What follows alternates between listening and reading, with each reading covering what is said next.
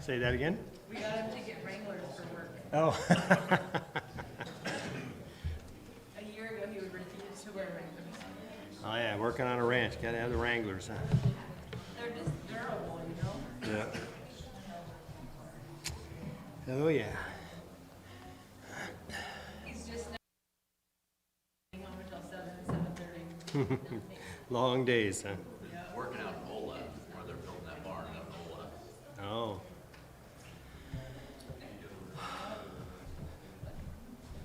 Oh, Mindel, you can't see the light from here. You can see it from over here. Is there, if you moved it back a little, might help? Yeah. That'd be awesome. All right. Well, a handful more people this week than last week, but still, there's still a lot of people out, huh? Yes?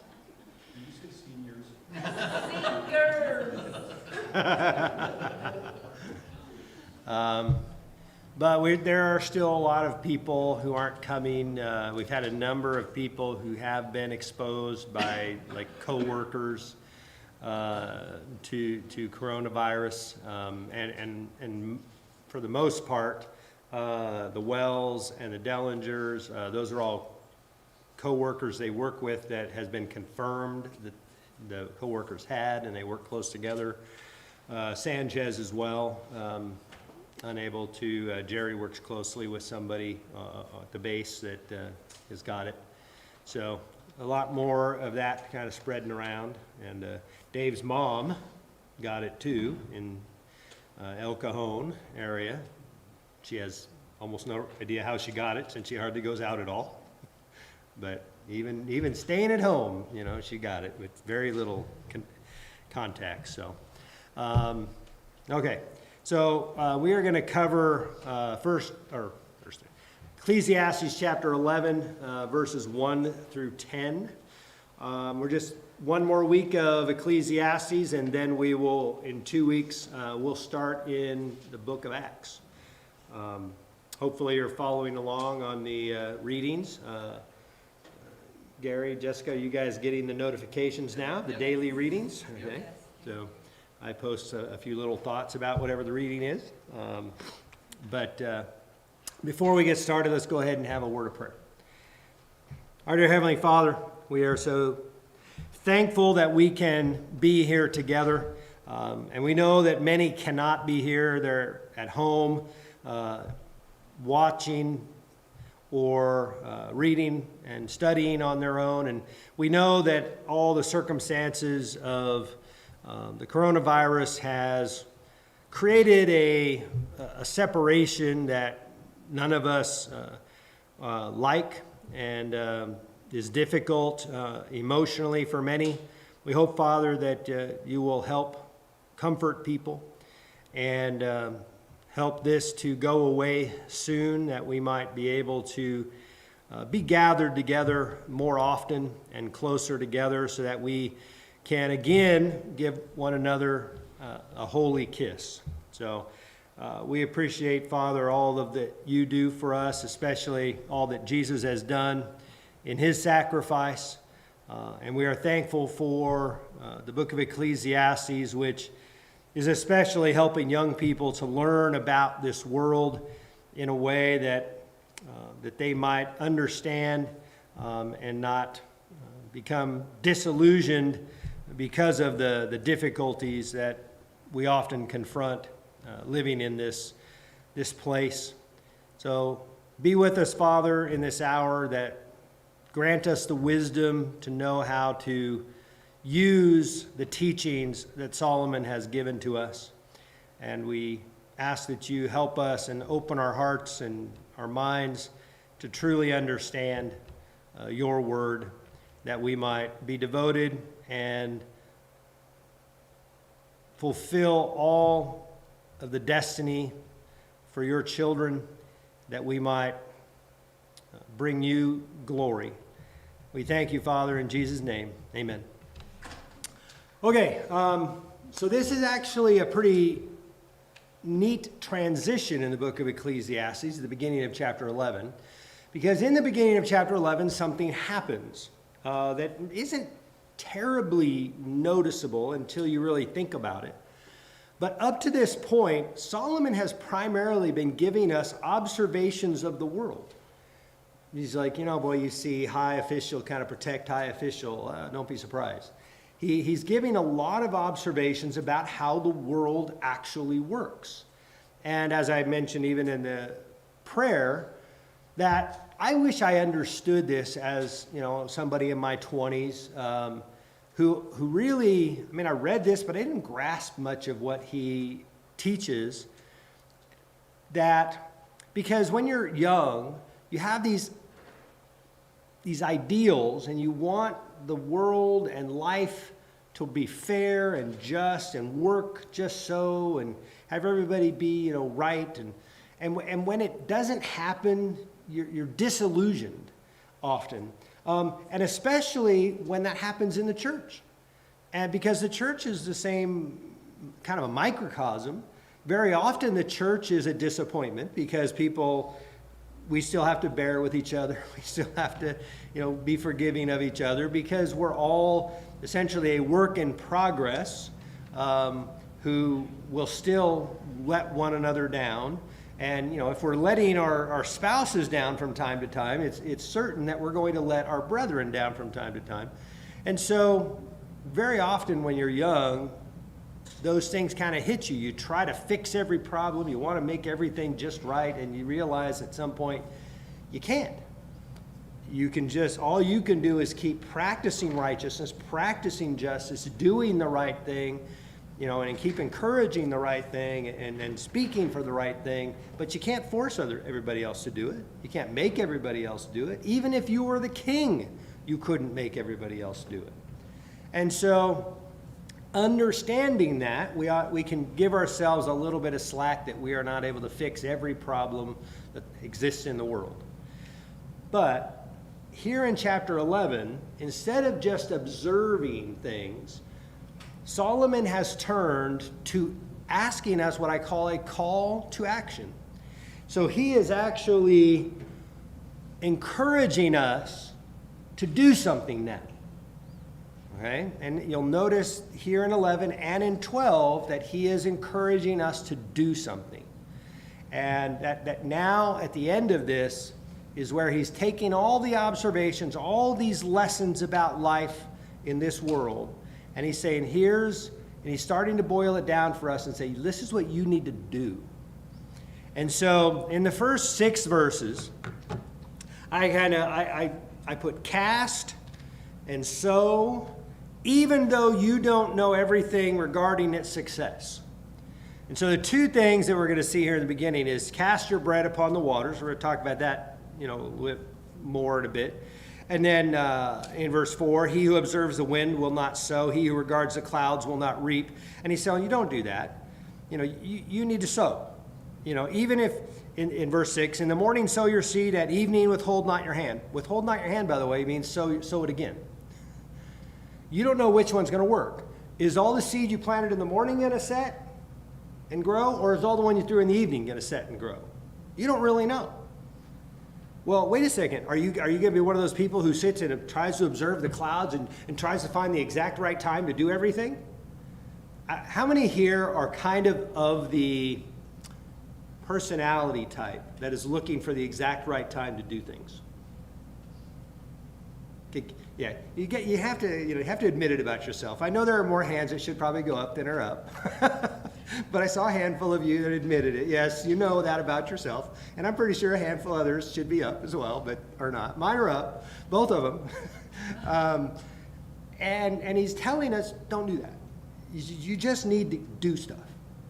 You don't actually know what's going to be successful and what's not going to be successful. But it's kind of like keep throwing it on the wall. Find out what sticks. Find out what works. And as opposed to trying to find just the right time, just the right thing, and because the reality is none of us really know. Even if we think we know, things can just change it, right? I made the comparison, I think a couple of weeks ago, to people who just opened like restaurants at the beginning of the year. right? So there was one in Star that opened. We've gone there a number of times, got food from them, take out during the lockdown. The Rustic Table there, nice restaurant, enjoy the food. Was it their fault that within like a month of opening, the whole thing gets shut down? Wasn't their fault. Were they supposed to know? No. There was no fault in there. And if it causes them to fail, there's still no fault for them. But that's the way life is. That is the way it happens. And so very often you're just going to have to keep sowing, keep casting, and not get caught up in the fact that you don't know everything you would like to know in order to make it all perfectly successful. And so that's kind of the focus here in the first 6 verses. At the beginning here, in the first couple of verses, there's really a couple of ways to look at this. And I actually think both ways might be in mind. Cast your bread upon the waters, for you will find it after many days. Now, that could be a reference to casting your bread out and giving it to others, lending and helping and just, being generous. And that will come back to you. But there's another image here as well, and that actually is in the idea of commerce, and that kind of fits a little bit some of this passage as well. And that is, let's say you are harvesting wheat or some kind of grain, and you have all this bread, and it's like, cast it upon the waters. And he says, give a portion to 7 or even to 8, for you know not what disaster may happen on earth. And so if I told you, okay, what does a disaster happening on earth happen? How does that affect giving it to 7 or 8? Well, if those 7 or 8 are actually ships that you put bread on to cast it out and send it all out, he's kind of saying, don't put it all in one basket. Put it in a number of them, because you never know which ones are going to sink. Which ones are going to come into a storm and cause it to sink. If you have it all on one ship, it might all just, there goes the whole thing. If you have it on 7 or 8, probably not going to have a disaster on all 8, going to 8 different places. And so it's a little bit like, and I don't know how you know this story, I kind of got to know one of the early vice presidents of McDonald's. I mean, talk about when they first started as a franchise.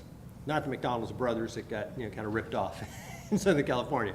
But so I got to know one of their vice presidents who and a little bit, and he actually lives in the area and kind of spends time up in McCall and down here a bit.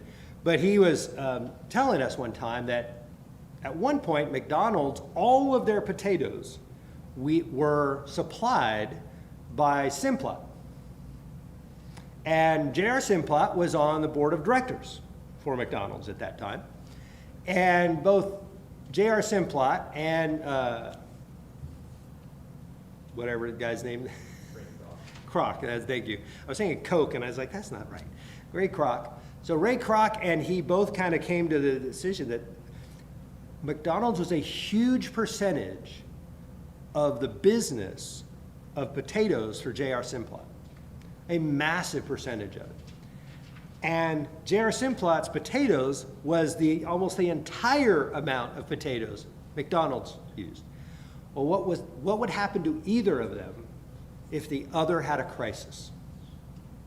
And so they both said, we can't have that. That's not okay. And so J.R. Simplot dropped about a third of they began to supply about a third of the potatoes from McDonald's, and they got 2/3 from other places. And J.R. Simplot focused on expanding in other places and not at McDonald's, because they went, if one of us goes under, we're in big trouble. There goes. It's like somebody who has a great business, but they only have one client. Julie and I have seen this. Somebody who has, they make really good money, and they're like a self-employed person, but they have one client. And that one client stops using them. Well, there went your business. And it's like, and so he could be thought of that way as well, especially in the light of this idea of sowing in the morning and sowing in the evening. So he's telling us, listen, you have to just keep producing. And you just have to kind of send it out every way you can. It may not all be successful, and some disaster might happen to some of it, but that's okay. That's kind of just the way life is. But it really does fit both, it fits both things. The first couple of verses here, this idea of not putting all of your eggs in one basket, and also being generous, because that will come back to you. Because that's also one of the ways you might be taken care of, right? You might be taken care of because you helped somebody else. And they then in turn later when you're in need help you. So very often, and so both of them really fit. I'm hesitant to say, I used to think of it one way. I used to just think of it in terms of generosity. But I think of it now a little bit more broadly, the whole section. I see the principle to also just sowing and just operating your business and just putting it out as wide and far and casting as big a net as you can possibly cast. Because you never know which one will be successful. But I think actually both of them are true principles that God teaches us. Not only here, but I think in other places. So I think both applications really fit. Any thoughts about that, those concepts in the first couple verses there? There's actually all kinds of passages. I don't know if many of you have little highlight links like to 11:1, and the second half of that, it links to like Deuteronomy 15, Proverbs 19, Matthew 10, Luke 14, 2 Corinthians 9. 2 Corinthians 9 actually talks about God is able to make all grace abound to you so that having all sufficiency in all things at all times you may abound in every good work. And that passage is talking about helping. That if you're helping, that he's able to make it work for you. And he actually says both in 2 Corinthians 8 and 9 that sometimes your abundance can help their lack, but someday you might have a lack, and their abundance can help your lack. And so that principle we see in some of those passages as well. So thoughts about that, just generosity as well as kind of work.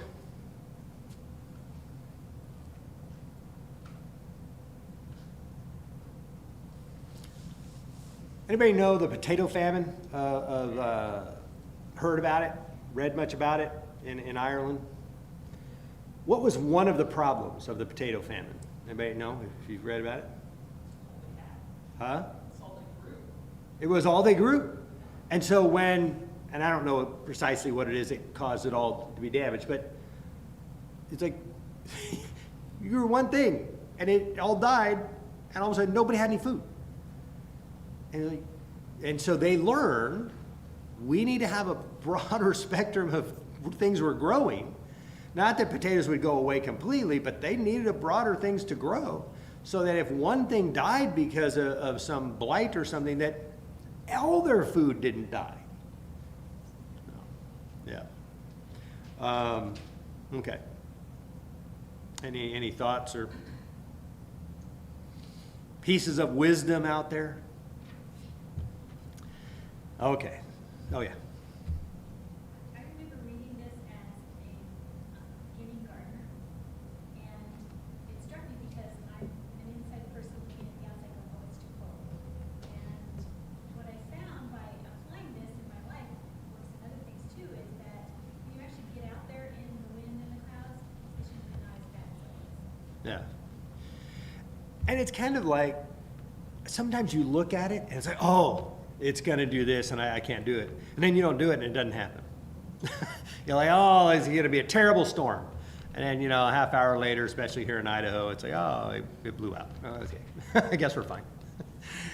And yeah, you can't keep looking for just the right moments. You just have to keep going. Keep pedaling, keep rowing, keep casting, keep sowing. And some of it will work and some of it won't. And when you do that, sometimes you will plant or you'll do something and it will get rained on. I saw somebody in Oregon, they went camping. and rained on them like crazy. And they were describing one that reminded me of when the Sextons, Ann and Frank and us had gone camping in McCall a number of years ago, and they were in a tent. We had a tent trailer at the time, fortunately, because we all ended up in the tent trailer because the water, the thunderstorm was right above us. I mean, it was kaboom right on us, and it dumped like buckets of water everywhere. Frank and I were out in the middle of the storm trying to dig trenches around their tent to try and prevent the water from flowing into their tent. But we were not terribly successful. It already had a lot of water in it. And we got the trenches dug, and we minimized the amount of water in the tents. But you know, it's not terribly fun to sleep on wet pillows and wet blankets and, you know, when you're camping. So, that's what happens. You know, you go up in the summers, you know, camping here in Idaho, and you may get a thunderstorm on you. And you can't control that. And not only, sometimes you can't control that. It happened to Julie and I one time in Arizona. And the problem wasn't just the times it rained so much that the ground was so wet, we couldn't even walk around. So we just like, okay, well, it's time to leave after a couple days of this, and we just go stay in a cabin nearby. And so sometimes it's not going to work, but you can't worry about all of that. Okay.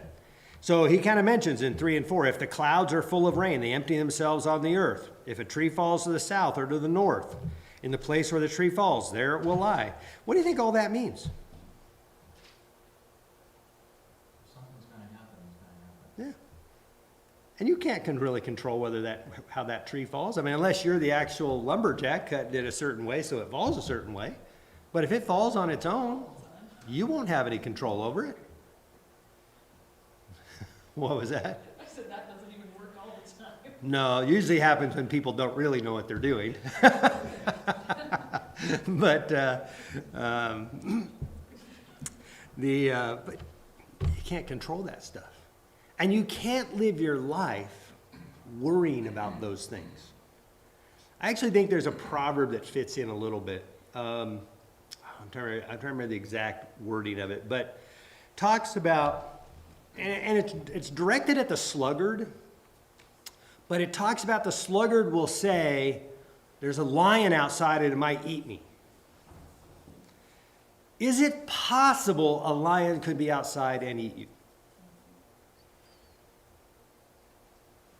Yeah, it's possible, right? Some circus is driving by and it gets out right in front of your street and runs by your house. The odds of it, though, are essentially nil, unless you live, you know, next to the animal preserve in where was that? What town was that out in east of Scottsdale out there? They had the animal preserve. The lions out there are pretty cool. At night they start roaring, huh? Out of Africa? Yes, I can't remember what town that was in now. Is that Carefree? Yeah, it might be. Anyway, we went there a couple times and enjoyed that. But especially if you're there at night when the lions actually start roaring, it is quite intimidating. It would be a very scary thing to live in a place where lions do roam about, and they roar at night, and you can't actually tell how far away they are. I mean, they really do roar in a way that's like, and then they start roaring to each other. And anyway, but the clouds are full of rain, they empty themselves on the earth. Sometimes, kind of like that, the lazy person will come up with an excuse. Oh, this might happen, that might happen. But sometimes you might not be the lazy person, but you're falling into the trap of just trying to be too perfect with information. Could that be procrastinating? For the sluggard one or for this one? For this one. It could. Procrastinators, yeah, people who procrastinate, which I think fits in the sluggard category, by the way, could certainly find, you know, procrastinators by nature find reasons to put it off. right? Any procrastinators want to admit that that would be true? that true? You're kind of like anything that puts it off when you didn't really want to do it in the first place. You have to wait until the minutes are even. It has to be exactly 7. And if you wait till 7:01, then you gotta wait till 8. That's just how it works. Wow, that's a whole other level of procrastination I have not heard of. I'm a procrastinator, but that's a whole nother level for me. Sorry. There's some OCD in that procrastination as well. CDO. Huh? CDO. Yeah. So, yeah. So he who observes the wind will not sow. Because what does he mean by he who observes the wind or regards the clouds? Well, that seems like you're trying to find a way, I can't do it now. Mhm. It's 7:01. Oh, Yes, now it's 7. that's going to be a really good example. That would probably will have to come up again.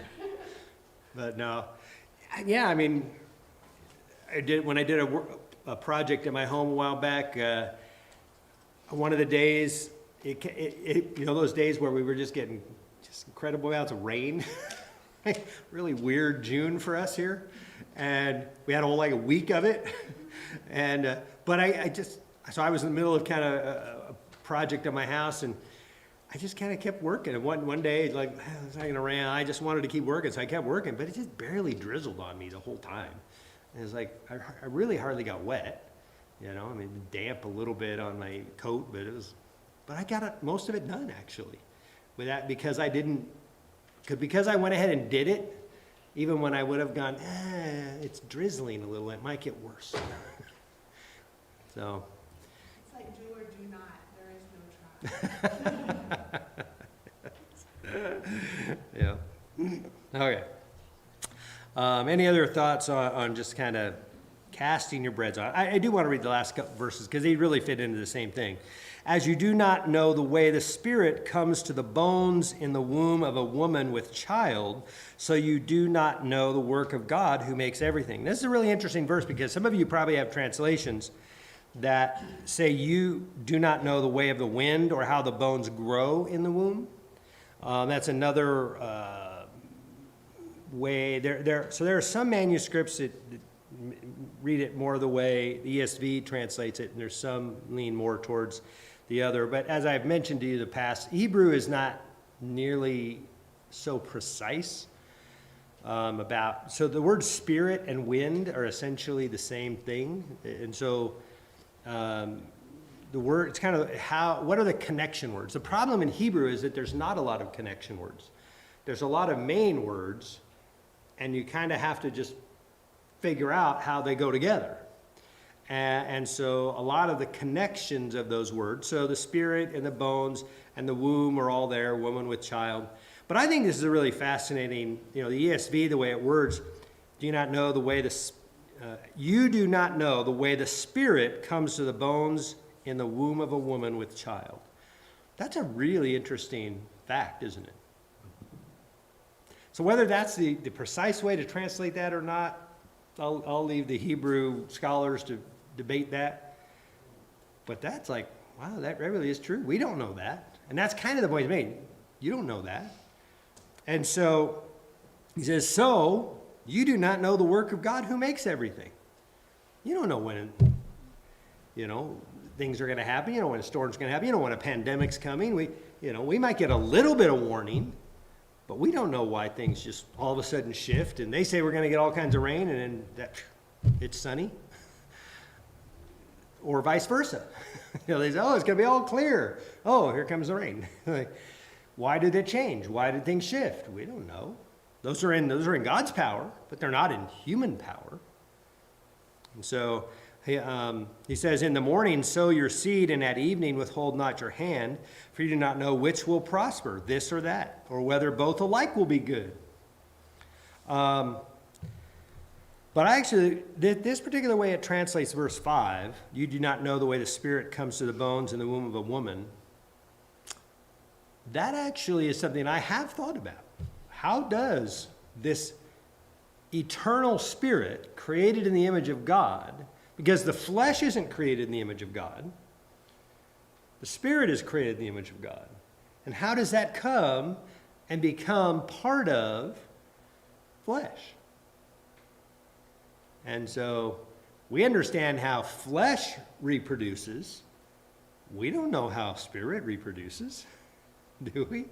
And I've actually talked about, I think there's some Psalms that kind of hint at that obviously the Holy Spirit is involved in that process.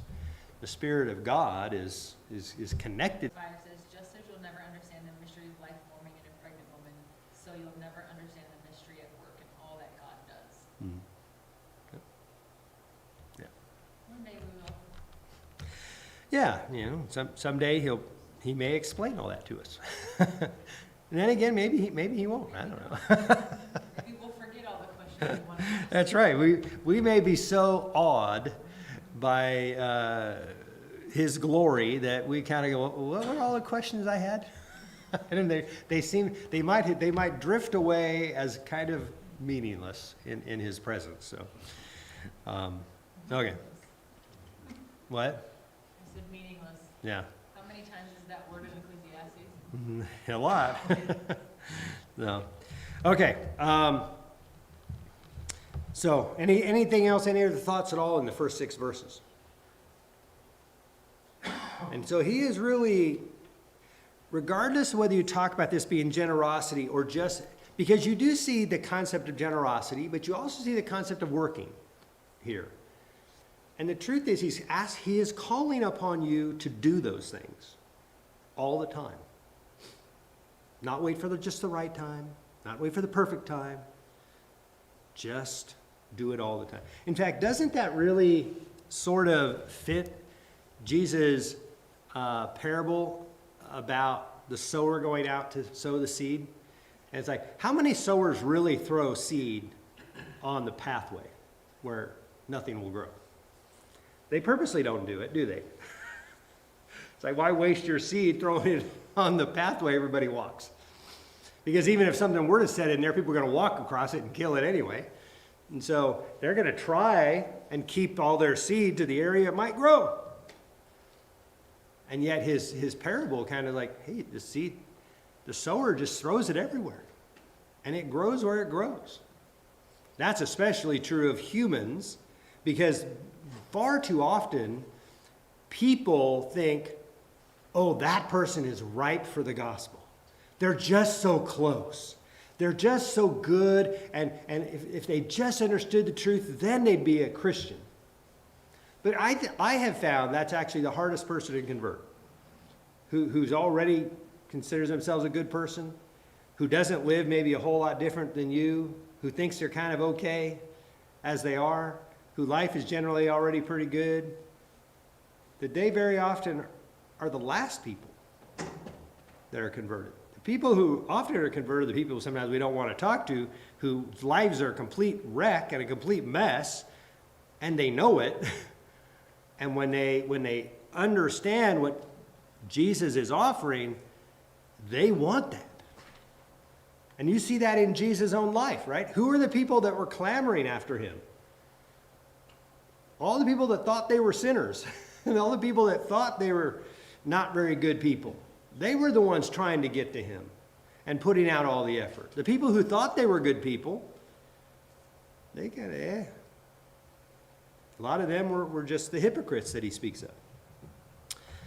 Okay, so we're going to hit the last section here, 7 through 10. And rejoice all the time, even though there will be dark days. That's kind of my synopsis sentence I wrote for this. So he is encouraging us to rejoice all the time, but at the same time, understand you will have dark days. Are we in dark days now for you and I? Are these dark days for us? Some people, especially people who really are missing connections of being out and getting together with people. Rebecca posted about how isolated and alone she feels in our group. Was that yesterday? I think she posted it. I don't think it was Monday. I think it was yesterday. And can any of us just run over to her house and say, no, we can't fix it, can't change it. So for some especially, it's very dark. This is very tough times. Now for some, for how many people here does it feel like, this kind of feels pretty normal and fine? If you're a real introvert and don't really like getting together with other people anyway, you're like, hey, this is pretty cool. Now I'm not pressured to shake everybody's hands, you know.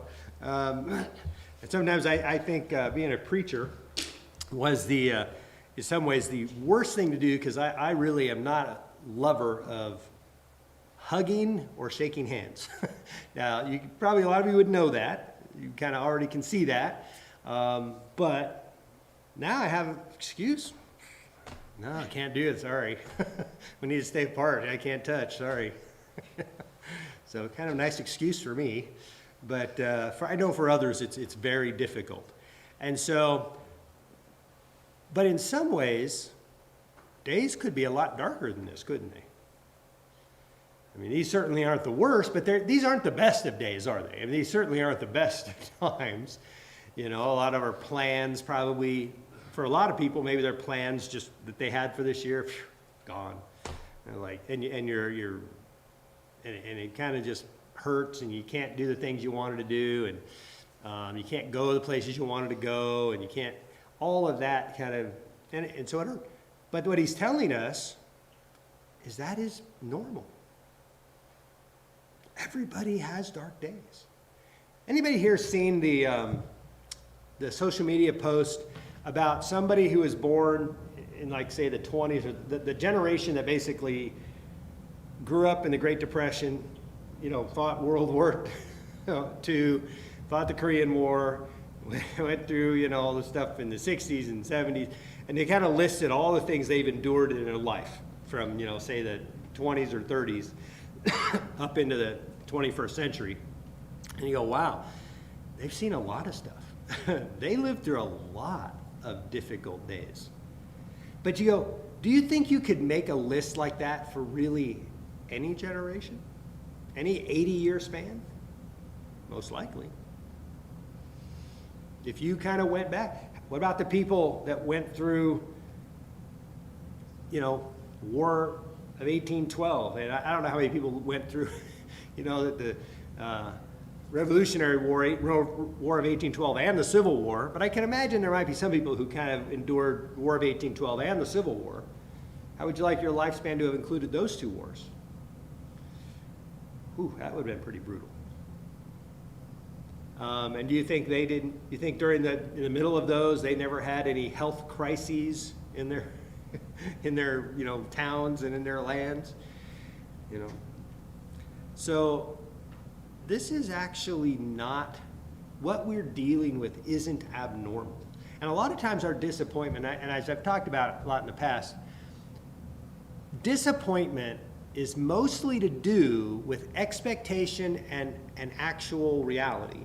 When our expectation is here and reality is here, we have a massive amount of disappointment.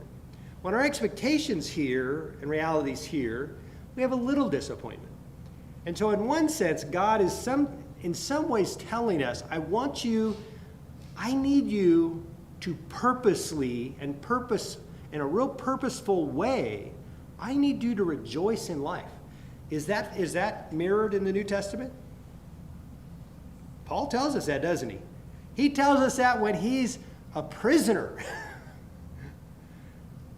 And remember when he and Silas were singing as prisoners, think they were singing dirges of how woe is me? No. And so we have to be purposeful in rejoicing. We have to, because it's very easy in life to let situations of the world prevent us from rejoicing. Some people occasionally even get to the point, well, there's too much suffering for me to rejoice. I can't rejoice because somebody else is suffering. Have you ever felt that way? Maybe, especially if it's somebody you know or fairly close to you. Like, you don't want to rejoice when they're suffering, right? You're trying to weep with those who weep. But sometimes, even if you do know them, there are times for you, there are things for you to rejoice about in the middle of somebody that is also weeping.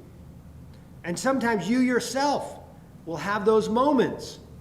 You'll have those days where you want to weep over sorrowful things and rejoice over wonderful things.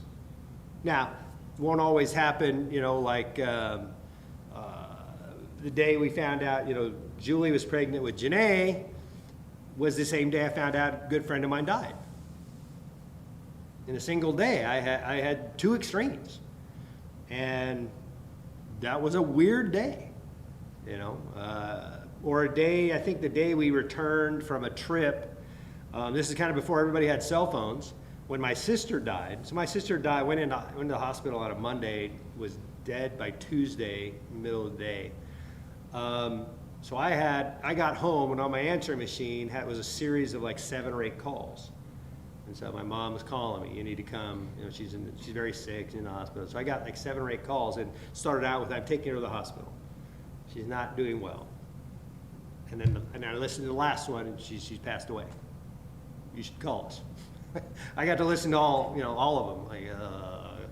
And we just came from a nice trip, actually. A really great trip. And we were rejoicing after, rising home and listening to all my messages, and like, oh, that was a really horrible day. But that is the way of life.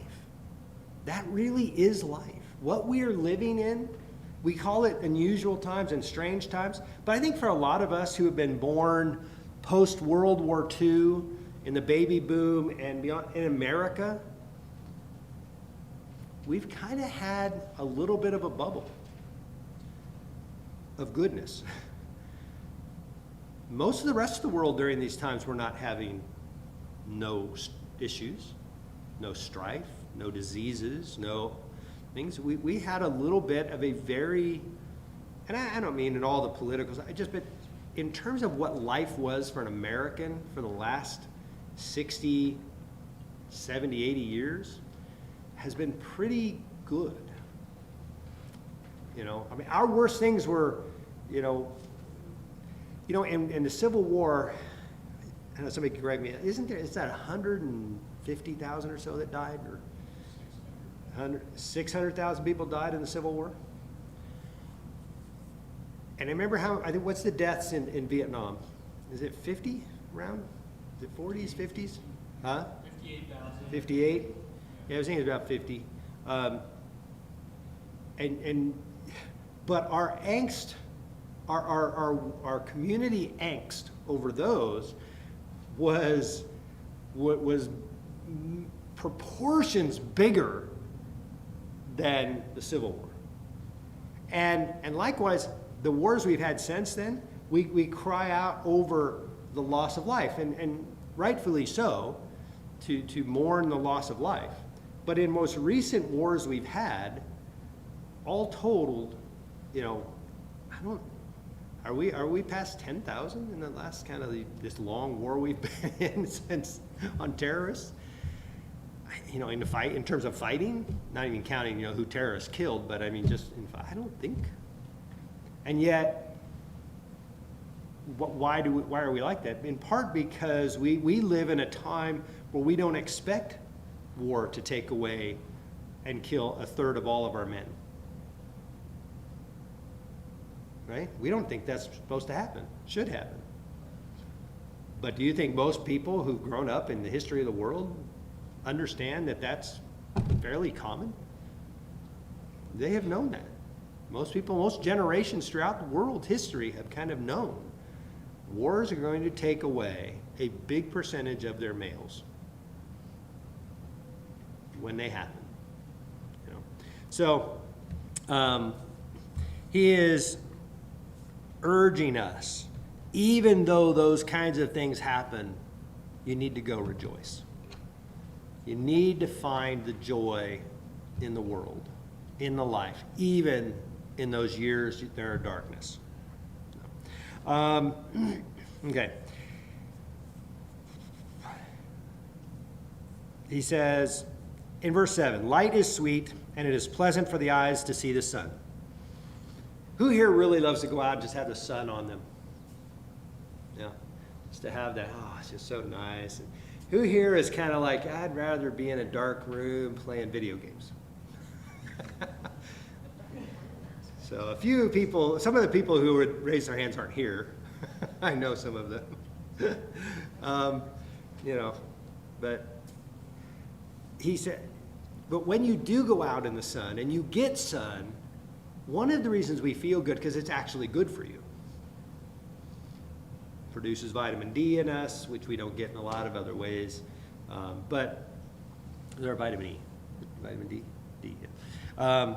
But anyway, and so it's pleasant for eyes to see the sun, especially when it's going down, right? Tara, who loves to take the sunset photos. Yes.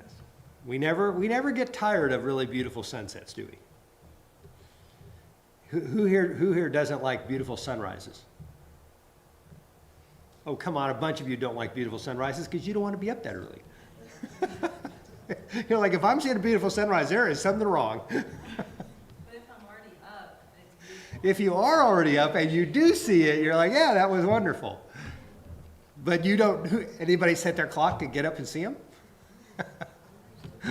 No. No. I know you like, but you're up early you're kind of naturally up early. No. He says, so if a person lives many years, let him rejoice in them all. But let him remember that the days of darkness will be many. All that comes is vanity. There is going to be a lot of days that are dark. Just even in a real literal sense, right? You live in Idaho. How many dark days in a year are we going to have? Where the sun hardly, especially in wintertime. It's only going to come out in the shortest of days for 7.5, 8 hours. From sunrise to sunset. So like a lot of darkness. And so in a very literal way, that's true as well. Okay. Any other thoughts on that part? I'm going to end with these last couple of verses. Verse 9 is a highlighted one for me because I think young people, because remember I said the book is really geared towards Solomon trying to help young people figure out how to live life in this world. And so in verse 9 he's saying, rejoice, O young man, in your youth, and let your heart cheer you in the days of your youth. Walk in the ways of your heart and in the sight of your eyes. So what does that part of it say? I'm not going to read the last sentence yet, but what is he telling young people there to do?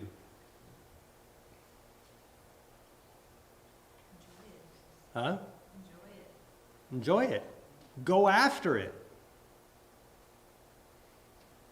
Seek those things that your heart is like, man, I would like to do that. Go do that. Do the things you think about. Do the things that your heart yearns for. Any other kind of thoughts about that? And enjoy to some degree. Because he says, but, and this is kind of remember though, as you go out and do that, so he's telling you to go do that. Go find, go after the things that you're passionate about. It may not be successful, right? You should understand that. Maybe you'll have to throw out a lot of different nets, and you want to do this with your life, and then you try to do it, it doesn't work, so you go do something else with your life. That happens to lots of people. But he says, but as you do that, as you go out and you do the things that cheer your heart, that you just enjoy in life, he says, know that for all these things God will bring you into judgment. That judgment comes with it.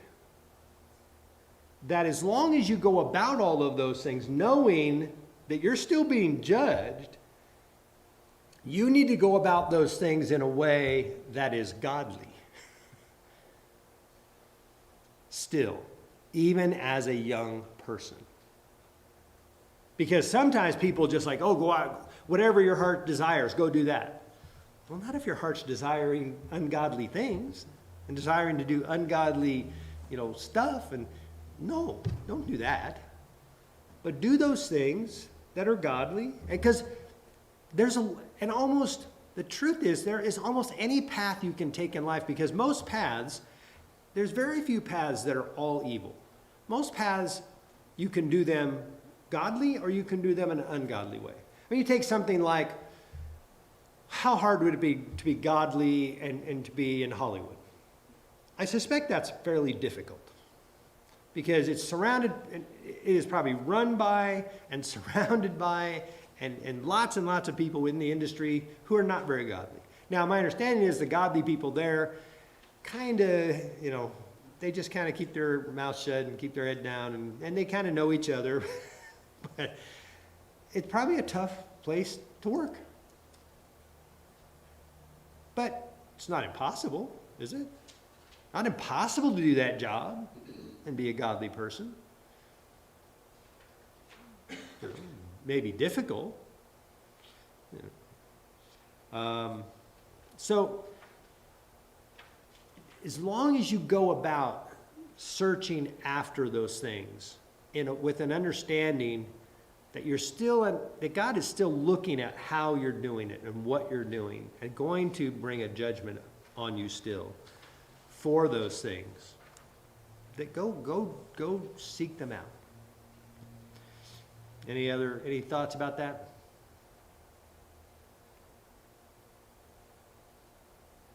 Okay. So the last verse, so that one's kind of, for a young person, does that verse sound pretty neat though?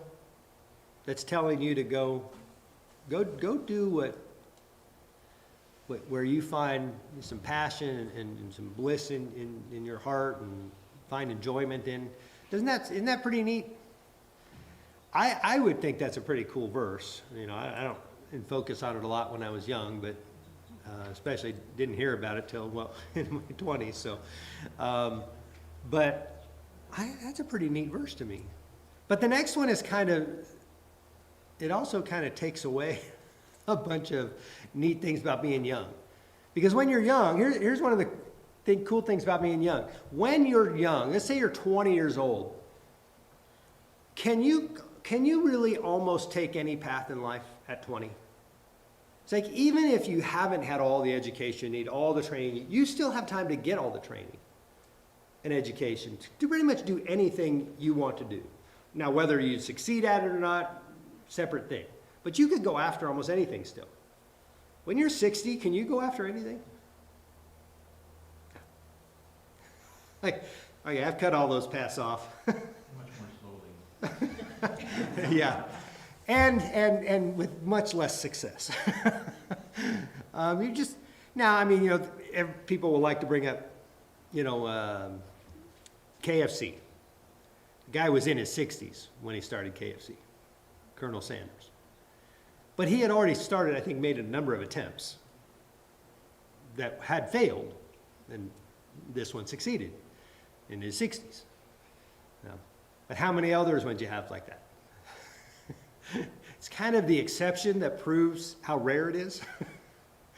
So, because as you get older, you realize there's a lot more doors that are shut in your life. A lot of things that you might, and it isn't just jobs or things like that. Sometimes it's just like, I'm too old for that.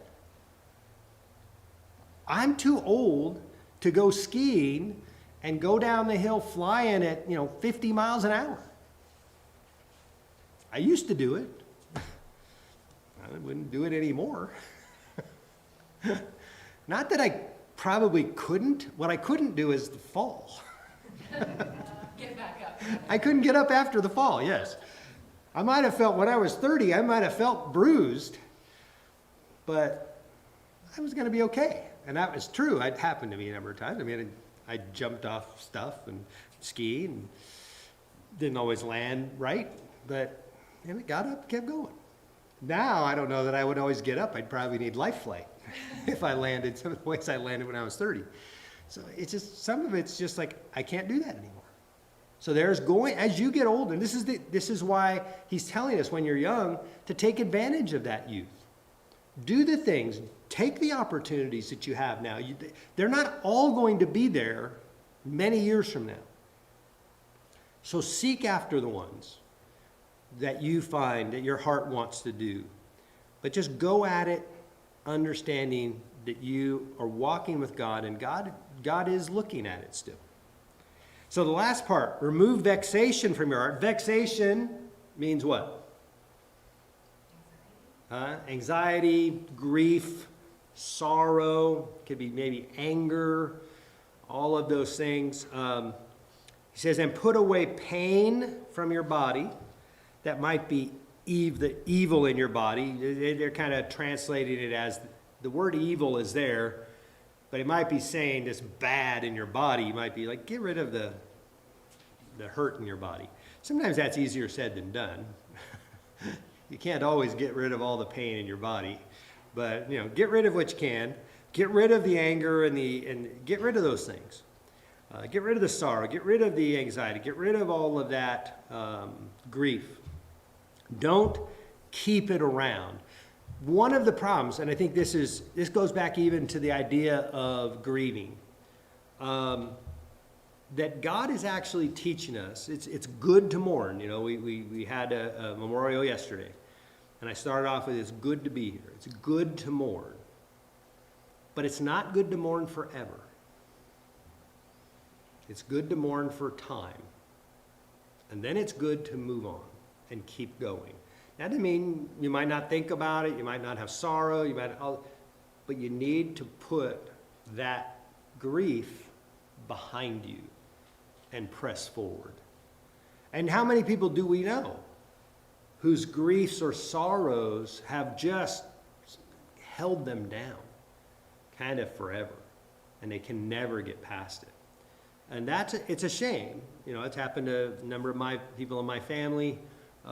Just can never get past certain things that have happened in life, and or deaths of somebody, and can't, and it unfortunately affects in a negative way the rest of their life. And God doesn't want that for us. He wants us to keep living. But the very last thing, and this is the downside of being young. Youth and the dawn of life are vanity. They're meaningless too. We think it's being great being young. Oh, if I could only be young again. I know I hear some old people say, if I could only be young again. What most old people will say if I could only be young again, they only mean if I could have kind of that, they still want the same wisdom they have. They just want a body that doesn't ache as much. And so, because most old people who have gained wisdom wouldn't want to give up the wisdom to be young again. They're like, I don't want to go through some of those years again. Now, if you give me wisdom to go through those years again, that might be enjoyable. But if I have to go learn all those lessons again, please, no, let's not do that. I learned them once. I don't want to have to go through all those same things again. And so sometimes, and I think you see this. In Hollywood, what do they revere? In ads, it's all about youth, isn't it? It's about beauty and youth. And in fact, the scriptures are telling us those things are vain. They're empty. There's nothing actually there. That's not a lasting thing. And we get caught up in it often.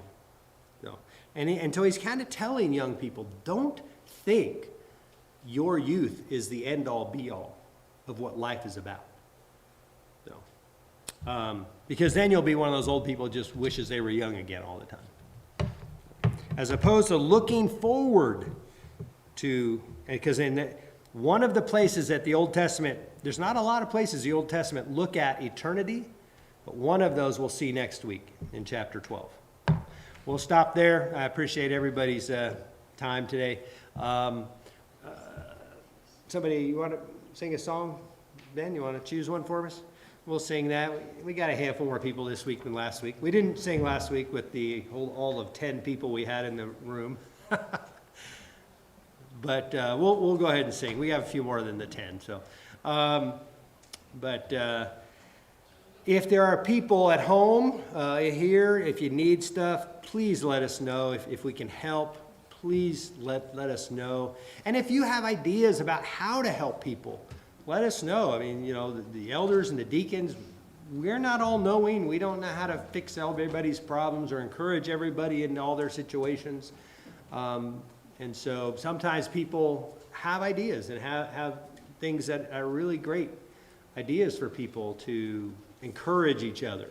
And so please let us know if you need anything and if we can help you through this time. I am planning to do a couple more online classes, Bible classes, and kind of like a Zoom meeting. I'm not going to probably use Zoom, probably going to use Google Meet, but you do some kind of classes like that. And so if you have ideas about things you would like to study in kind of a online class, feel free, shoot out text to me, an email or something, and or times that would work for you. Let me know, and I'm going to try and get those started here over the next, within the next month or so. Because I we we're going to be kind of stuck in this status quo for a little longer than we liked.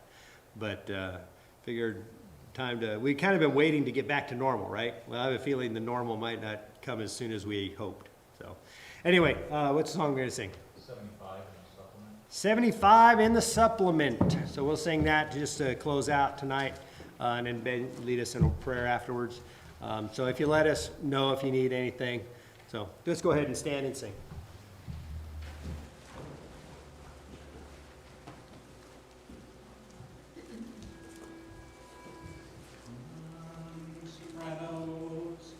My soul magnifies the Lord. My spirit rejoices in God, my Savior. My soul magnifies the Lord. My spirit rejoices in God.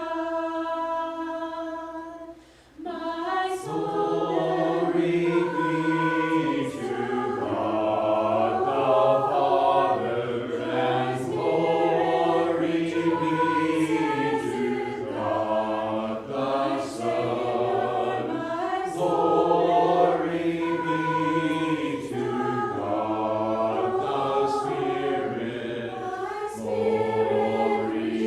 the Spirit.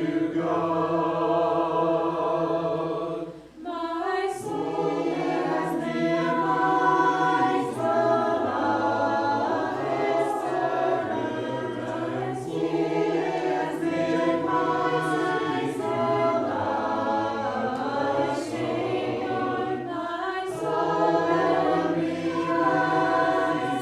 soul magnifies forever. My spirit rejoices in Lord. My soul knows His mighty our God alone, as song sings. My soul knows His worthy. Holy is His name. My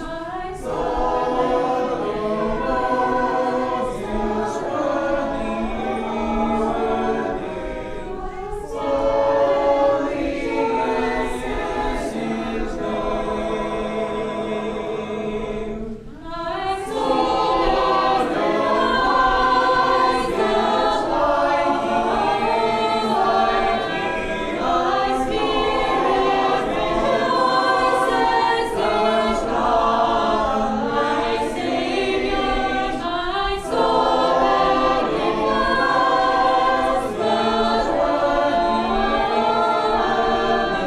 my spirit rejoices in God.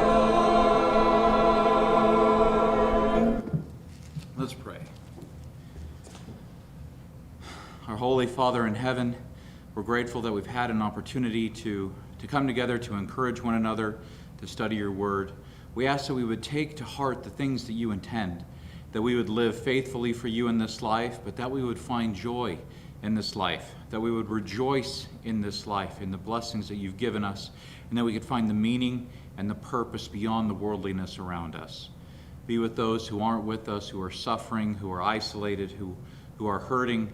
Father, those who are sick, those who need restored, let your love and kindness be shown to them through us and by us and in whatever way you intend. Father, watch over us, protect us, provide for us. Continue to bless us and watch over us. In Jesus' name, amen.